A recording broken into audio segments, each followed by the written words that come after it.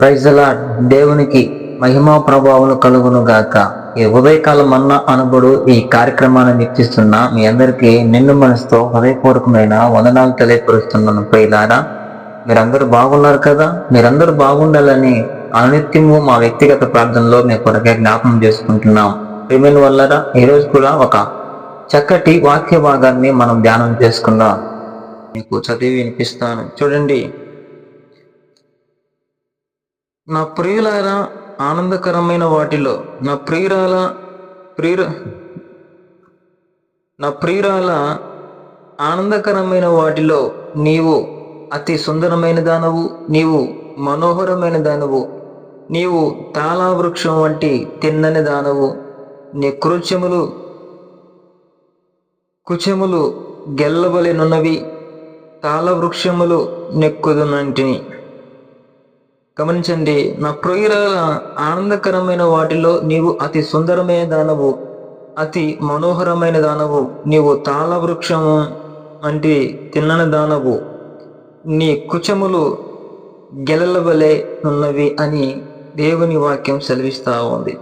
భక్తుడు ఈ విధంగా తన ప్రియురాల్ని వర్ణిస్తూ ఈ విధంగా అంటున్నాడు. చూడండి, ఈ తాళ వృక్షము చాలా అందంగా మనకు కనపడుతూ ఉంటుంది. తాళ వృక్షము అంటే మరి ఏదో అనుకునేవారు. తాళాల వృక్షము అంటే తాటి చెట్టు అని అర్థము. సరే, ఈ మాట మీకు అర్థం కాకపోతే నేను తాటి చెట్టునే బోధిస్తాను. ఈ తాటి చెట్టు చాలా అందంగా సుందరంగా ఉంటుంది చూడటానికి. ప్రేమైన వాళ్ళని గమనించండి, తాటి చెట్టుని ఆత్మీయులకు లేకపోతే క్రీస్తు రక్తము చేత కడగబడిన వారికి ఈ తాటి చెట్టుని పోల్చడం జరిగింది. అంటే తాటి చెట్టు ఎంత అందంగా ఉంటుందో క్రీస్తు రక్తము ద్వారా కడగబడిన వారు కూడా అంత అందంగా ఉంటారని, వారి ఆత్మీయమైన స్వభావాన్ని గురించి, ఆత్మీయమైన అందాన్ని గురించి రాయబడి ఉంది. చూడండి, నా ప్రియురాల ఆనందకరమైన వాటిలో నీవు అతి సుందరమైన దానవు, నీవు మనోహరమైన దానవు, నీవు తాళా వృక్షము తిన్నని దానవు, నీ కుచములు గెలలవలెనున్నవని చక్కగా మాట్లాడుతూ ఉన్నాడు. నిజమే, ఈరోజు క్రీస్తును అంగీకరించిన వారు అందంగా ఉంటారు. ఇక లోక సంబంధమైన అందం కాదు కానీ ఆత్మీయమైన అందముతో వారు అలంకరించబడి ఉంటారు. నీతిమంతులు గమనించండి, నీతిమంతులను తమల వృక్షంతో పోల్చబడింది. ఇది ఆత్మ సంబంధమైన పోలిక, జీవమును వృద్ధిని సూచిస్తోంది. తమల వృక్షపు లక్షణాలు ఏంటియో మనం కొన్ని మాటలు ధ్యానం చేసుకుందాం. ప్రియమైన వల్ల గమనించండి, ఆత్మీయులకు మాత్రమే ఈ తమల వృక్షాన్ని పోల్చబడింది. ఈ తాటి చెట్టు అనబడిన చెట్టుని ఆత్మీయులకి పోల్చబడి ఉంది. అంటే తాటి చెట్టు ఎంతైతే అందంగా ఉంటుందో, ఆత్మీయులు అంటే క్రీస్తు ఎదిగిన వారు, క్రీస్తులో ఉన్నవారు, క్రీస్తు పోలికలో ఉన్నవారు అంత అందంగా ఉంటారు అని దేవుని వాక్యం సెలవిస్తూ ఉంది. ప్రియమైన వాళ్ళు నిజమే, ఈరోజు చాలా మంది ఇహలోక సంబంధమైన అందం కొరకే వారు ప్రయాసపడుతుంటారు. వారు ఏదో అందంగా కనిపించాలని బ్యూటీ పార్లర్లని, మేకప్లని ఎన్నో చేస్తూ ఉంటారు. కానీ నిజముగా క్రీస్తును ధరించుకున్న వారు ఆత్మ సౌందర్యం కలిగిన వారుగా ఉంటారు. నీకు ఈరోజు ఆత్మ సౌందర్యం కావాలా, లేకపోతే బాహ్య సౌందర్యం కావాలా? ఏ స్థితిలో ఈరోజు నువ్వు కొనసాగించబడతా ఉన్నావు? ఆత్మ సౌందర్యం కోసం నువ్వు పరితపించి క్రీస్తులు నలిగిపోతా ఉన్నావా? మోకాళ్ళ ప్రార్థన అనుభవంలో నువ్వు నలిగిపోతా ఉన్నావా? లేకపోతే బాహ్య సౌందర్యం కోసం బ్యూటీ పార్లర్లని, మేకప్లని, ప్యారన్లని అవన్నీ ఇవన్నీ పూసుకుంటూ నువ్వు బాహ్య సౌందర్యం కోసం ప్రయాసపడుతున్నావా? భక్తులు ఇలా సెలవిస్తారు కొందరు, మోకాళ్ళు ఎంత నలబడితే వారి ముఖము అంత ప్రకాశిస్తుందంట. అంటే నీ ముఖము ప్రకాశించాలంటే, నీ ఆత్మ సౌందర్యం పెరగాలంటే నీవు భక్తి మార్గంలో ఉండాలి. నీవు ప్రార్థన జీవితంలో నువ్వు ఉండగలిగితే నీవు కూడా తాటి చెట్టు వలె అందంగా నీవు కనపడతావు. దేవునికి మహిమ కలుగును గాక. ప్రియమైన వాళ్ళరా, ఈ తాటి చెట్టులోని కొన్ని మంచి లక్షణాలను, లేకపోతే దానిలో ఉన్న మంచి సుగుణాలను ఒకటి రెండు మీకు చూపించి నేను ముగించేస్తాను. చూడండి, ఈ తాటి చెట్టు, ఈ తమల వృక్షము చాలా అందమైనది. ఇది చాలా అందమైనది. ఇవి ఎంత క్రీస్తును ధరించిన విశ్వాసి అందమైన వాడే. మొదటిగా క్రీస్తును ధరించిన ప్రతి విశ్వాసి అందమైన వాడు. అందుకే పరమగీత 2:14 మాటలు చూడండి. 2:14 ఒక మాట ఉంటుంది, బండ సందులలో ఎగురు నా పావురమా, పేటు బీటులను ఆశ్రయించు నా పావురమా, నీ స్వరం మధురము, నీ ముఖం మనోహరము, నీ ముఖము నాకు కనబడినిమ్ము, నీ స్వరము నాకు వినబడనిమ్ము. దేవునికి మహిమ కలుగును గాక. ఆమేన్. చూడండి, బండ సందులలో ఎగురు నా పావురమా, పేటు బీటులను ఆశ్రయించు నా పావురమా, నీ స్వరం మధురము, నీ ముఖం మనోహరము, నీ ముఖము నాకు కనబడినిమ్ము, నీ స్వరము నాకు కనబడినిమ్ము. సంగముల గురించి రాయబడిన చక్కటి మాట. సంఘము సౌందర్యంగా ఉండాలి, సంఘము అలంకరించబడి ఉండాలి. చూడండి, ఎంత చక్కగా నీ ముఖము నాకు కనబడినిమ్ము అని దేవుని వాక్యం చదివిస్తా ఉంది. ఈరోజు నీవు ఏ స్థితిలో ఉన్నావు, ఏ పరిస్థితిలో నీవు ఉన్నావు? తాటి చెట్టు వలె అందంగా కనబడాలని కోరుకుంటున్నావా, లేకపోతే ఇతర చెట్ల వలె నీవు ఏదో నామకార్థంగా కొనసాగించబడే క్రైస్తవునిగా నీవు ఉన్నావా? ఈరోజు ఏ స్థితిగతిలో నీవు ఉన్నావో? తాటి చెట్టు చాలా అందమైనది, చాలా సుందరంగా ఉంటది. ఈరోజు నీవు క్రీస్తు రక్తంతో కడబడిన నీవు నేను అందంగా కనబడాలి, ఇతరులకి అందంగా కనబడాలి. ఎవరైనా చూడండి, అందంగా ఉంటేనే వారి సైడ్ చూస్తారు, అందంగా కనిపిస్తేనే వారి వైపు ఒక కన్ను వేస్తారు. కానీ ఇక లోకానుసారమైన ఎవరినైనా సరే అందంగా ఉంటేనే ఒక వ్యక్తిని చూస్తారు. చూడండి, యాకోబు కూడా రాహేలును ప్రేమించాడంటే ఆమె సుందరవతి అని దేవుని వాక్యం చదివిస్తా ఉంది. లేయా పుసుల కలదు కాబట్టి ఆమెను ఆయన ప్రేమించలేదు, కానీ రాహేలు సుందరవతి కాబట్టి యాకోబు కూడా ఆమెను ప్రేమించి ఆమె కోసమై 7 సంవత్సరములు వారి వద్దనే పనిచేశాడు. ఆమె కోసము అంతగా పరితపించాడు, అంతగా ఆమెను ప్రేమించి వివాహం చేసుకున్నాడు, కొలువు చేశాడు ఆమె కోసం. కారణం ఏంటంటే ఆమె సుందరవతి అని దేవుని వాక్యం చదివిస్తా ఉంది. ఈరోజు ఎవరైనా సుందరంగా ఉంటేనే దేవుడు కూడా నిన్ను చూస్తాడు, దేవుడు కూడా ప్రియురాలిగా నిన్ను అంగీకరిస్తాడు. ఈరోజు ఒక వివాహం జరగాలంటే అమ్మాయికి ముక్కొంకర ఉందా, కన్నంకర ఉందా, కాలంకర ఉందా, నడుమెట్టుంది, జుట్టెట్టుంది, పల్లెట్టుంది, ఇవన్నీ చూస్తున్నారు. కానీ ఇహ లోకంలో పుట్టిన నువ్వే ఇన్ని చూడగలిగితే ఆకాశమందున్న మన దేవుడు నవవరుడుగా దిగి వస్తున్నప్పుడు నవవధువుగా నువ్వు ఎంత అందంగా కనపడాలి, ఆయనకు నువ్వు ఎంత సుందరవతిగా కనపడాలి ఆలోచించండి. ఈరోజు నీవు అందంగా కనపడగలిగితే ఆయన ఎదుట మంచి ఆత్మీయమైన అందముతో నువ్వు అలంకరించబడితే ఆయన నీ ప్రియురాలుగా నిన్ను అంగీకరించును గాక. దేవునికి మహిమ కలుగును గాక. ప్రియమైన వాళ్ళారా, రెండవదిగా కమలా చెట్టు, తాటి చెట్టు నిదానముగా పెరుగుతుంది. దేవునికి మహిమ కలుగును గాక. చూడండి, ఈ తాటి చెట్టు చాలా నిదానంగా పెరుగుతుంది, నెమ్మది ఒకేసారి అమాంతం. వాస్తవానికి తాటి చెట్టు చాలా ఎత్తులో ఉంటుందండి, చాలా హైట్ కనపడుతుంది. కానీ అది అంతెత్తుకు ఎదగాలి అంటే, అది అంతెత్తుకు పెరగాలి అంటే చాలా నిదానంగా నెమ్మదిగా సంవత్సరాలు గడిచి అది చాలా నిదానంగా నెమ్మదిగా అంతెత్తుకు అది పెరుగుతుంది. అంటే తాడి చెట్లోనే మంచి గుణం ఏంటంటే అది నెమ్మదిగా పెరిగే తత్వం దాంట్లో ఉంది. నేటి క్రైస్తవులు ఎలా ఉన్నారంటే త్వరగా మంచి పాటగాళ్ళు అయిపోవాలి, మంచి మాటకారుని అయిపోవాలి, మంచి ప్రార్థనాపరుని అయిపోవాలి, మంచి వాక్యానుసారమైన వాక్య బోధకుని అవ్వాలి, ఒక పెద్ద పాస్టర్ని అయిపోవాలి, ఒక రెవరెండ్ని అయిపోవాలి, ఒక బిషప్ను అయిపోవాలి, అన్ని నేను అయిపోవాలన్నట్టుగా ఈరోజు క్రైస్తవ సమాజం పరితపిస్తా ఉంది. క్షణంలో రోజుల్లోనే ఒక ఉన్నతమైన స్థాయికి ఎదగాలని ప్రయాసపడుతూ ప్రాకులాడుతూ ఉన్నారు. ఈ మధ్య నేను చాలా మందిని గమనించానండి, వారి వయసు చాలా తక్కువగా ఉంటుంది. చాలా తక్కువ వయసులో కూడా వారి స్థాయిని వారి అధికముగా పోల్చుకుని మేమే గొప్పవారము, మేము లేకపోతే ఏమీ లేదు, మేము లేకపోతే అసలు సంఘమే లేదు అన్నట్లుగా చాలా మంది డంబాన్ని చూపిస్తా ఉన్నారు. వారి వయసుకు మించి, వారి స్థాయికి మించి వారు అతిక్రమముగా ప్రవర్తిస్తా ఉన్నారు. ప్రేమైన వాళ్ళారా, ఇది మంచి లక్షణం కాదు. నెమ్మదిగా ఒకవేళ నువ్వు ఏ సంఘంలో ఉన్నా, ఏ ప్రాంతంలో ఉన్నా, ఏ గ్రామంలో ఉన్నా, ఈ వాక్యాన్ని వింటూ నువ్వు ఎక్కడ ఉన్నా సరే నీ సేవకుని పాదాల వద్ద నేర్చుకోవటం, వాక్యాన్ని బోధించడం నేర్చుకో, పరిస్థితులను గమనించడం నేర్చుకో, విధి విధానాలను నేర్చుకో, పరిచర్య ధర్మాలను నేర్చుకో, పెద్దలను గౌరవించడం నేర్చుకో. నెమ్మదిగా నువ్వు ఎదగటం నేర్చుకోవాలి. కానీ ఈరోజు చర్చికొచ్చాను, రేపు పాట పాడాను, రేపు పాస్టర్ అయిపోయాను, వెళ్ళి స్టేజ్ని పై నేను వాడబడాలి అన్నంత తాపత్రయము నీలో ఉండకూడదు. ఈ తాటి చెట్టులో గుణం ఏంటంటే నెమ్మదిగా పెరిగే గుణము ఈ తాటి చెట్టులో ఉంది. ఈరోజు నీ అంతరాత్మ ఎలా ఉందండి? ఈరోజు నీ పరిస్థితి ఎలా ఉంది? ఏదో చేసేయాలని, ఏదో అయిపోయావని 2 మాటలు నేర్చుకునేసరికి నేను పెద్ద రెవరెండ్ అయిపోయాని, పెద్ద బిషప్ను అయిపోయాని, నన్ను మించిన వాడు ఈ లోకంలో ఎవడూ లేడు, నాకు సాటి సంఘంలో ఎవడూ లేడు అన్నట్లుగా ఈరోజు నీ ప్రవర్తన ఉందే. ఎంతవరకు నీకు ఇది సంబంధించదు? ఎంతవరకు ఇది న్యాయము?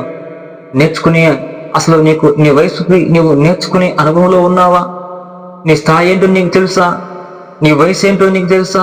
ఇవన్నీ పక్కన పెట్టి నేను అలా అయిపోయాను, ఇలా అయిపోయాను, లేకపోతే ఏమీ లేదు అన్నట్లుగా ఈరోజు ప్రాకులాడుతున్నావు. నా ప్రియ సహోదరుడా, సహోదరి, ఈరోజు తాటి చెట్టు గురించి రాయబడిన మాట అది నెమ్మదిగా పెరిగే అనుభవంలో ఉంది. నువ్వు ఒకవేళ త్వరగా ఎదిగిపోవాలని, త్వరగా ఆ ఉన్నత స్థాయికి ఎదగాలని ఆశపడినా నువ్వు ఎంత త్వరగా అంత ఎత్తుకు ఎదుగుతావో అంత త్వరగానే దిగజారి కింద పడిపోతావనే మాట వాస్తవం. ఈ మాట నువ్వు గుర్తుంచుకోవాలి.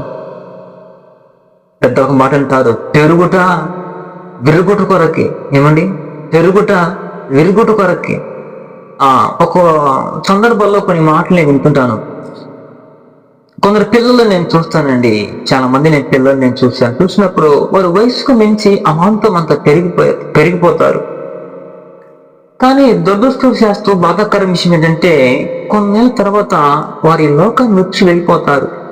అట్టి సందర్భాల్లో వాడినే మాట్లాడంటే వాడు సావుదలకు వాడు వయసుకు మించి అంత పెరిగొచ్చాడు అనే మాటలు పలుమార్లు నేను విన్నాను. నిజమే, వాడి వయసుకు మించి వాడు శరీర ఆకృతి చాలా వయసు ఉన్న వాళ్ళగా పెరుగుకొచ్చి గంభీరంగా కనబడ్డ వ్యక్తి కొద్ది రోజుల్లోనే ఆ వ్యక్తి లోకాన్ని వచ్చి కనుమరుగైపోయినట్లుగా అదే నేను చూశాను.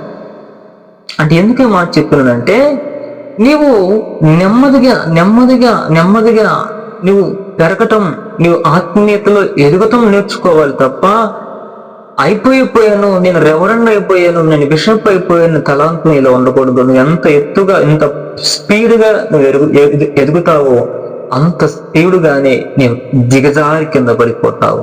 ఒక బాలు గోడకేసి కొడితే ఆ బాలు తిరిగి ఎంత స్పీడ్లో రివర్స్ ఎందుకు వస్తుందో అదే స్పీడ్లో నీవు కూడా అంత ఎత్తుకుపోతే అదే స్పీడ్లో, ఎంత స్పీడ్లో నువ్వు పైకి వెళ్తావో అంత స్పీడ్లో నీ కిందికి వస్తావు. అదే మెట్టు నువ్వు ఎక్కగలిగితే నీవు ఒక ఉన్నతమైన స్థాయికి నువ్వు ఎదగలుగుతావు. దేవునికి మహిమ కలుగుతుంది కనుక ప్రియమైన వాళ్ళారా, తాటి చెట్లో ఉన్న 2 లక్షణం ఏంటంటే అది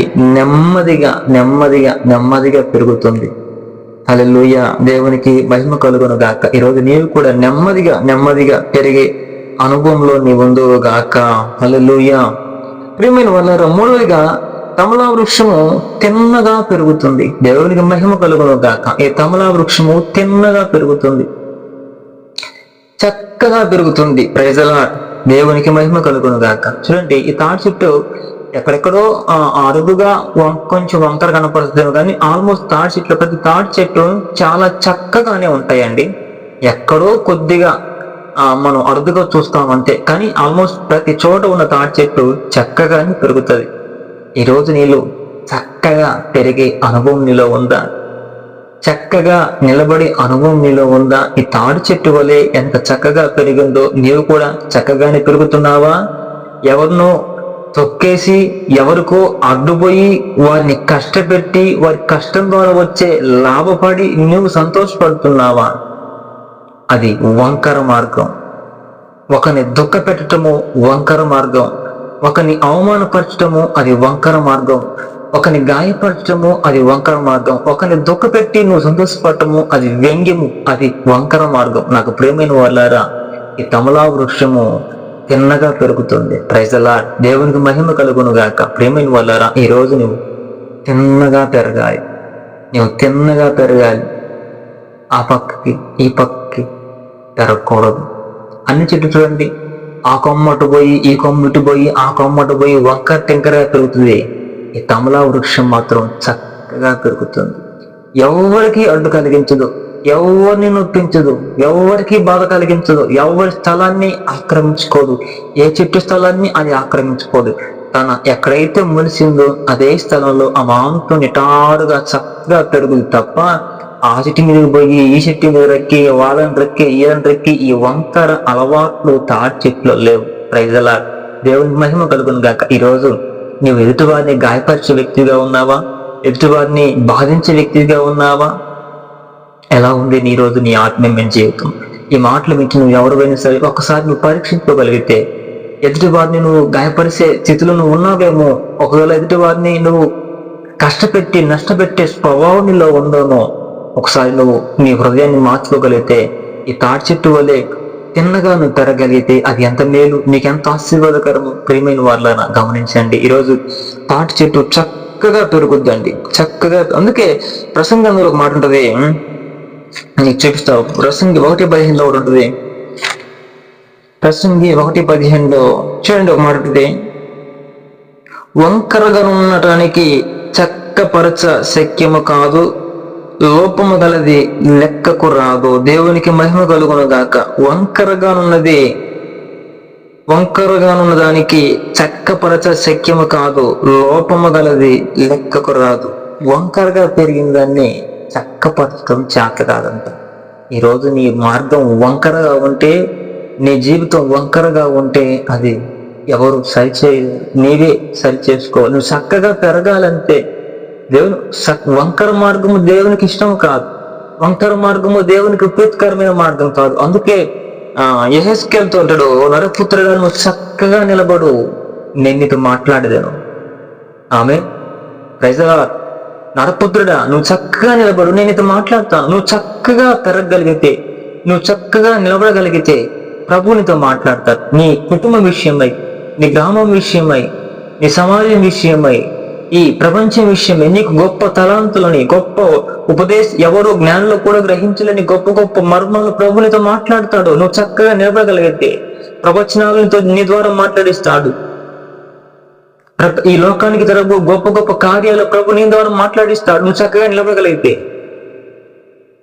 ఎలా ఉంది ఈరోజు నీ మార్గం? వంకరగా ఉందా? నీ జీవితం వంకటింకరగా ఉందా? అయితే మార్చుకుందాం, మన బ్రతుకును మార్చుకుందాం. ఇది మొదలుకొని ఒకవేళ ఏ స్థితిలో నీవు ఉన్నావో, ఏ పరిస్థితిలో నువ్వు పెరిగావో, అయ్యా తెలుసో తెలియకో వంక టెంకర్గా ఎంతవరకు పెరిగావేమో, అయితే తప్పకుండా ఈ మాటలు వింటున్నా నువ్వు ఎవరైనా సరే మన జీవితాలను సరి చేసుకుందాం. ఎదుటివారిని గాయపరచడం కాకుండా, ఎదుటివారిని దోచుకునే వ్యక్తులను కాకుండా, ఎదుటివారి స్థలాలను, ఎదుటివారి ఆస్తులని దోచుకునే వ్యక్తులు కాకుండా, మన స్థలంలోనే మనకున్న దాంట్లోనే మన సంతృప్తిగా సమృద్ధిగా నిటారుగా మనం పెరుగుదాం. హల్లెలూయా, దేవునికి మహిమ కలుగును గాక. ప్రియమైన వాళ్ళారా, 4వదిగా చూడండి, కమలా వృక్షము స్థిరత్వము గలది. ప్రైజ్ ది లార్డ్, దేవునికి మహిమ కలుగును గాక. కమలా వృక్షము స్థిరత్వం గలది, అది తాను ఉన్న చోటునే తన వేళ్ళు లోపలికి పోతాయి. తాను ఉన్న చోటే తన వేళ్ళు లోపలికి పోతాయి, పక్కకి అటు ఇటు పోవు. స్థిరంగా నిలబడుతుంది, బలంగా నిలబడుతుంది. ఈరోజు నువ్వు ఏ సంఘంలో ఉన్నావో అక్కడే నువ్వు స్థిరంగా ఉండాలి. దేవునికి మహిమ కలుగును గాక. ఆ సంఘమని, ఈ సంఘమని, ఆ సంఘమని, ఆ ఊరని, ఈ ఊరని, ఆ పాస్టర్ అని, ఈ పాస్టర్ అని నువ్వు అన్ని చోట్లకు తిరగవు. ఒకరోజు ఆ పాస్టర్గా వాక్యం చేద్దాము, ఒకరోజు ఆ సంఘం ఎలా ఉందో చూసేద్దాము, ఒకరోజు ఈ ఊరు ఎలా ఉందో చూసేద్దామని నీవు తిరగవండి.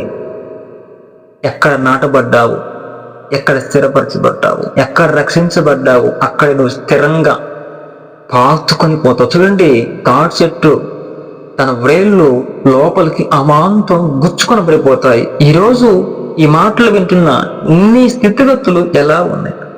చూడండి, సామెతలో ఒక మాట ఉంటుంది, 12:3 ఒక మాట ఉంటుంది. చూడండి,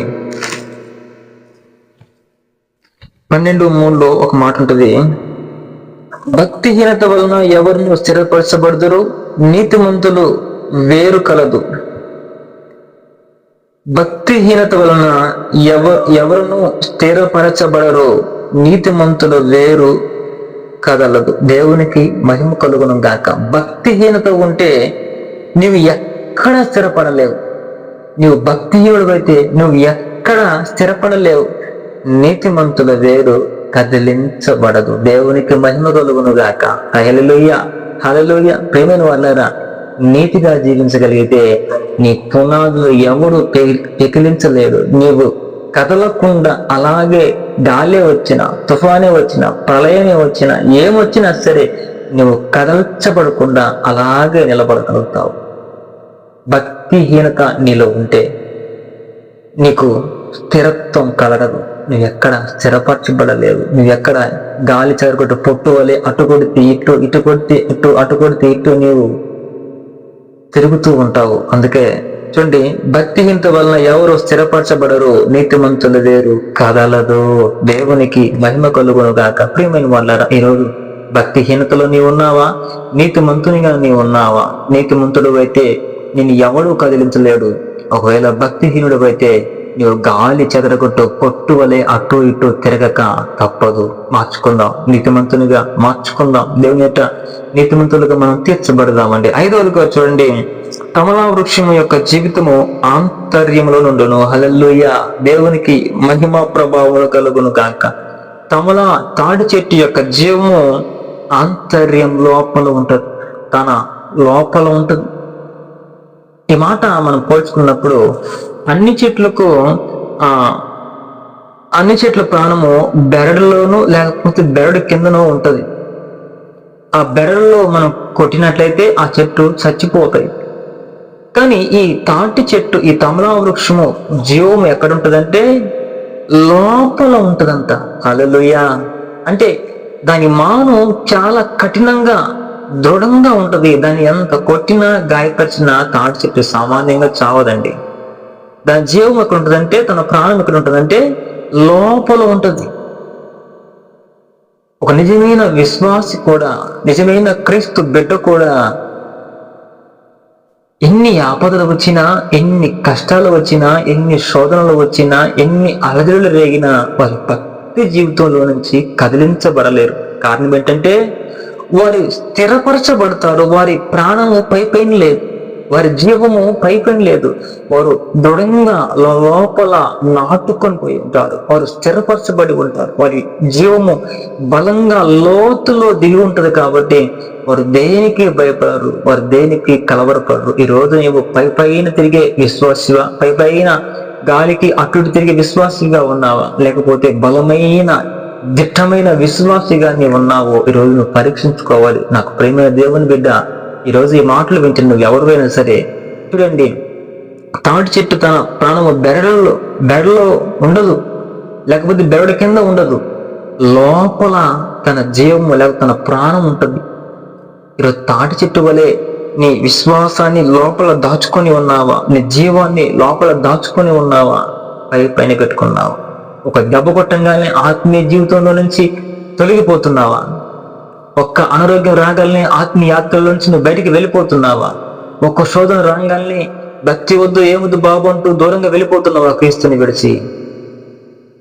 తాటి చెట్టు ఇన్ని దెబ్బలు కొట్టినా కూడా దానికి ఏం కాదండి. కారణం ఏంటంటే తన ప్రాణం బెరలు లేదు, పని లేదు, లోపల దాచబడి ఉంది. ఈరోజు తాటి చెట్టు వల్లే మార్చబడితే నాకు ప్రియమైన దేవుణ్ణి పిల్లలారా, తాటి చెట్టు వల్లే మనం మార్చబడాలి. చూడండి, తాటి చెట్టు చాలా తాటి చెట్టు చాలా అందంగా సుందరమైనది. అది బాహ్య సంబంధమైనది కాదు, ఆత్మమైన సౌందర్యం కలిగినది తాటి చెట్టు. తాటి చెట్టు నిదానముగా పెరుగుతుంది. తాటి చెట్టు నిదానముగా పెరుగుతుంది. తాటి చెట్టు చిన్నగా నెమ్మదిగా పెరుగుతుంది. అది చక్కగా పెరుగుతుంది. తాటి చెట్టు స్థిరత్వం కలిగినది. తాటి చెట్టు లోపల తన ప్రాణాన్ని దాచుకుంటుంది. ఈరోజు నీవు అట్టి భక్తుడిగా, అట్టి క్రైస్తవుడిగా నువ్వు ఉండగలిగితే నా ప్రభువు నిత్యముగా నేను దీవించి ఆశీర్వదించునుగాక. అట్టి భాగ్యము ప్రభు మనకు కలుగజేయనుగాక. ప్రార్థన చేసుకుందాం.